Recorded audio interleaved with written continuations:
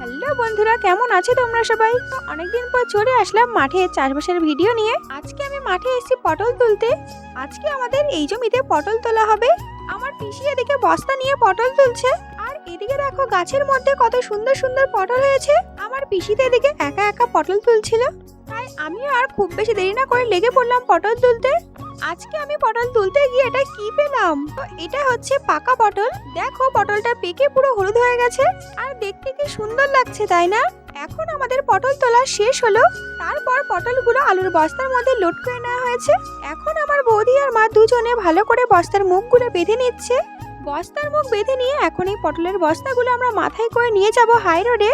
আর এদিকে আমার মা, বৌদি আর আমরা তিনজনে এক এক করে পটলের বস্তা মাথায় নিয়ে নিয়েছি, আর তার সাথে কয়েকটা কলার কাঁদিও ছিল। মাথার ওপর পটলের বস্তা নিয়ে আমরা পৌঁছে গেছি হাই রোডে। রাস্তায় পৌঁছে এখন মাথার থেকে বস্তাগুলো নামানো হচ্ছে। তারপর পটলের মধ্যে জল দিয়ে আমরা চলে এসেছি বাড়ি। তো আজকের মতো ভিডিওটা এই পর্যন্তই। দেখা হবে পরবর্তী ভিডিও নিয়ে, ততক্ষণ টাটা।